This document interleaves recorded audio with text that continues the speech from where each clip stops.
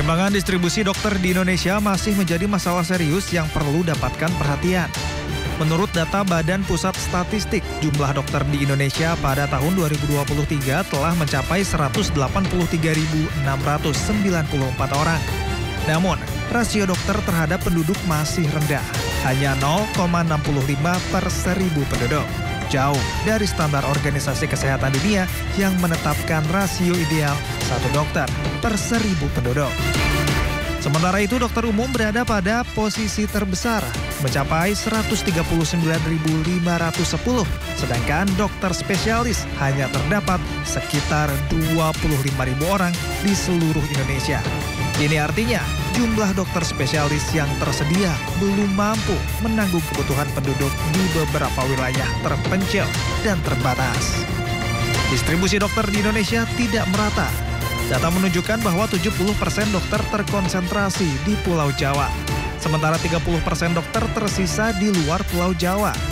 Kesenjangan ini membuat wilayah di luar Jawa, terutama daerah terpencil dan perbatasan, kesulitan untuk mendapatkan layanan kesehatan yang cukup.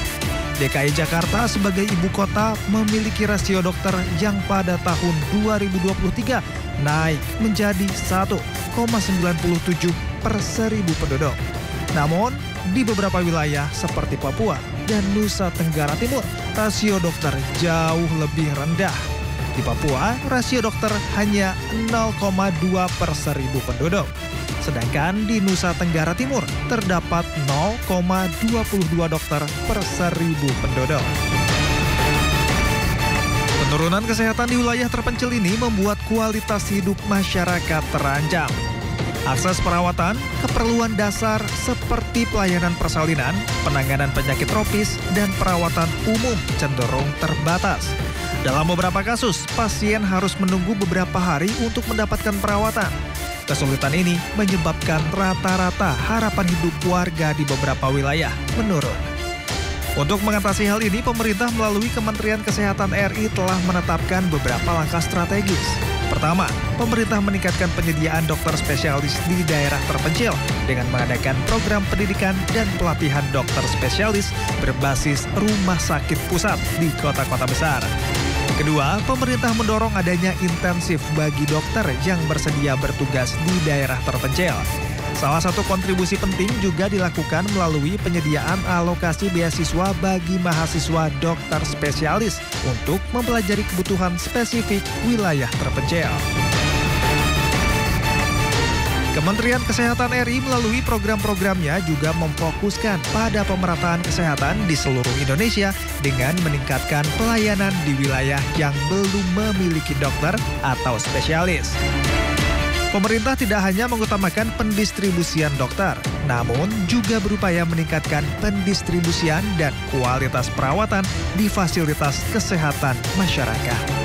Bagi masyarakat Indonesia, pemerataan layanan kesehatan merupakan langkah penting menuju pencapaian kesehatan universal yang menjamin setiap individu mendapatkan perawatan tanpa membedakan lokasi atau keterbatasan akses ke fasilitas kesehatan.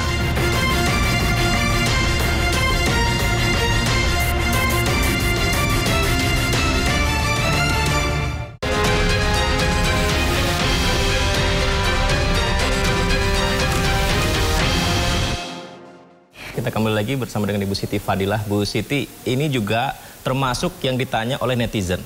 Organisasi profesi di Indonesia, salah satunya adalah IDI juga. Ini bagaimana caranya supaya mereka bisa mengontrol kebijakan kesehatan pemerintah supaya sesuai dengan masyarakat? Sebetulnya bukan mengontrol ya, harus kerjasama.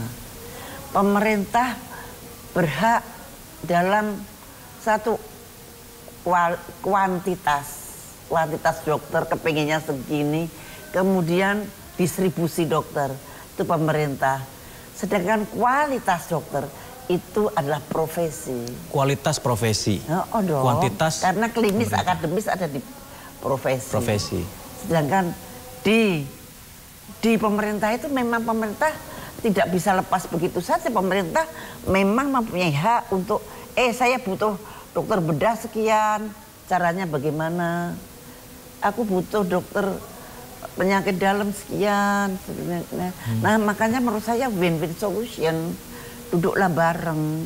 Apa sih yang semuanya kalau duduk bareng dan semuanya berpikir sama untuk rakyat, saya kira akan ada jalan. Tapi kalau sekarang ini yang terjadi, yang profesi juga ngotot sampai ke Mahkamah Konstitusi, yang pemerintah gue yang kuasa, ya memang pemerintah bisa membuat semua aturan. Ya memang yang berkuasa memang pemerintah, mau nggak mau, karena dia bisa membuat undang-undang, bisa Permenkes aja boleh, apa saja boleh. Berarti memang perlu ada untuk menjaga harmonisasi kebijakan kesehatan pemerintah sesuai dengan standar profesi, betul Bu? Gini, kalau standar profesinya itu tadinya segini, dokter anak apa dokter jantung tuh harus segini nih, klinis akademisnya. Nah kalau segini nanti produksinya cuman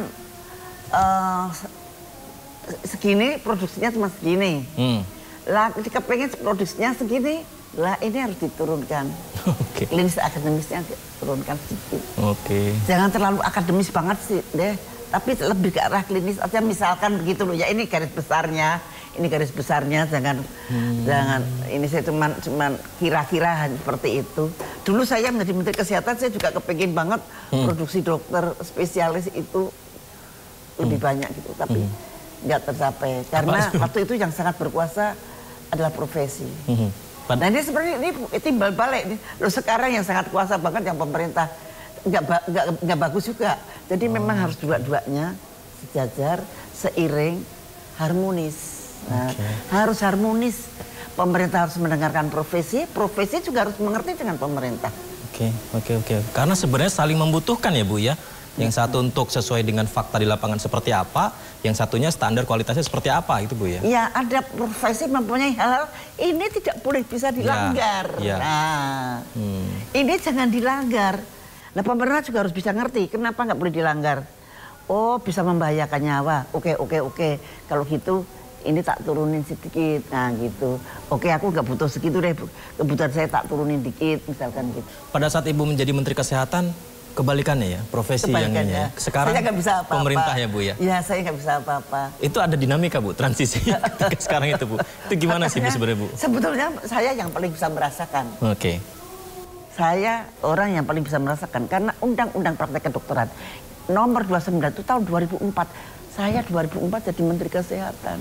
Mulailah profesi itu sangat berkuasa sehingga kekuasaan Menkes itu kesedot ke profesi. Apa yang Bu lakukan saat itu Bu? Waktu itu ya, lah kok begini sih? Aku kok nggak bisa mengatur. Loh, aku kok nggak bisa ini gitu.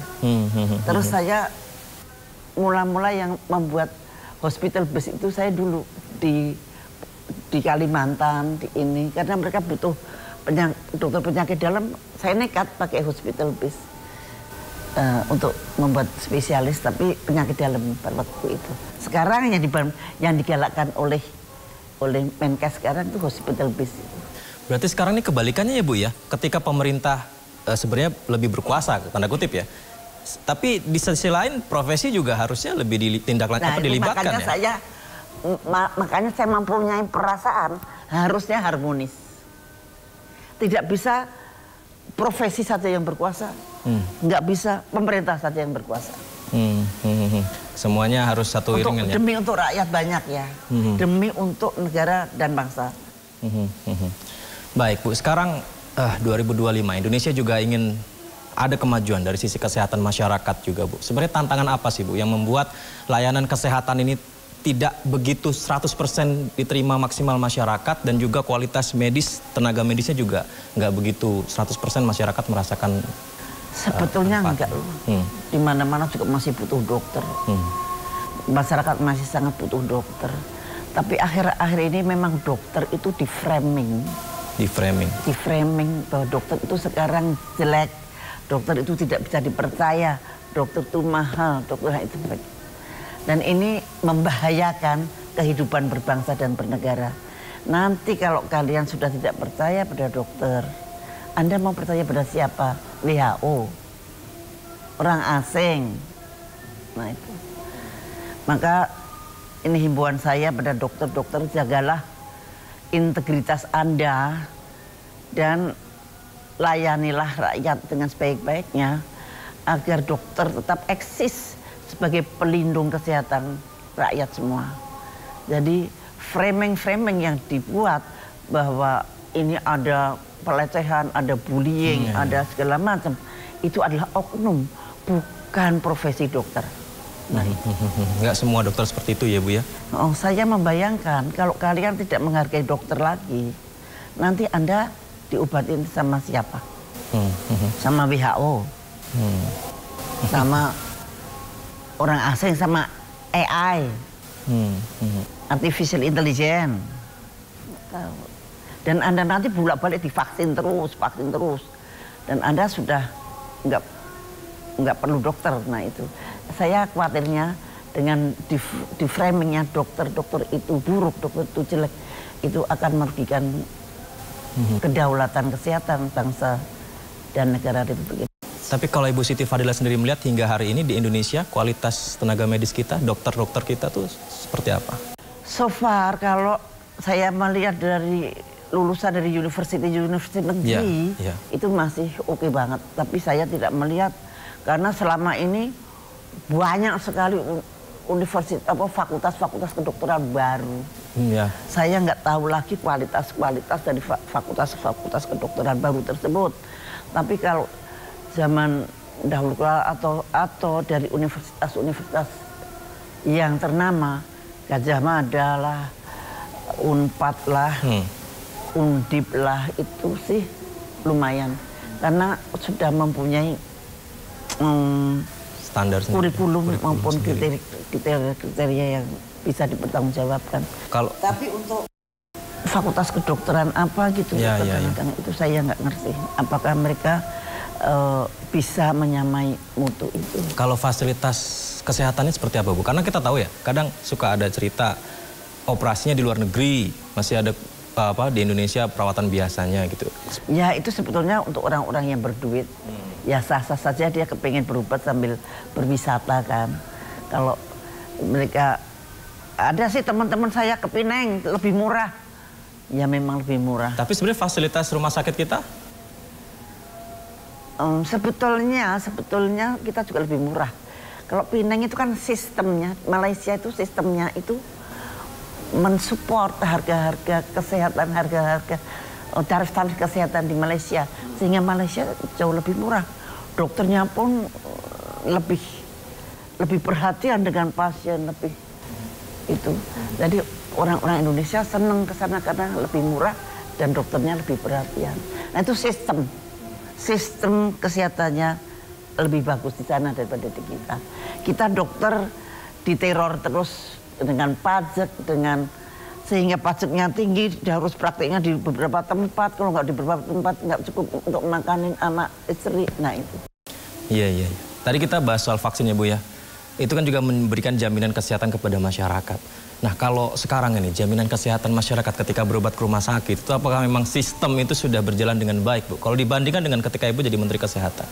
Sistem harusnya berkembang terus sesuai dengan zamannya.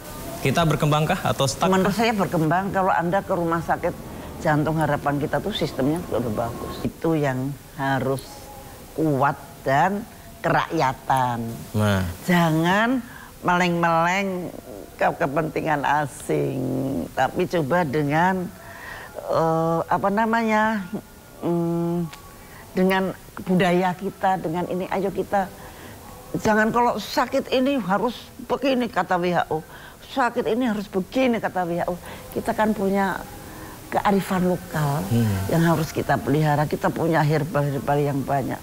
Jadi itu yang kita mesti sadarkan. Luar biasa. Kita harus punya kearifan lokal, kita juga punya herbal yang banyak. Dan kita juga harus percaya ya, untuk Indonesia ya Bu ya. Bu Siti, makasih ya Bu atas waktunya. Sama-sama, mudah-mudahan bermanfaat. Terima kasih banyak. Saya beruntung bisa ngobrol dengan Ibu Siti. Sekali lagi terima kasih. Dan pemirsa, demikian perbincangan kita bersama dengan Ibu Siti Fadilah Supari. Terima kasih sudah menyaksikan kami di One on One. Dan terus saksikan kami di acara One on One berikutnya. Sampai jumpa.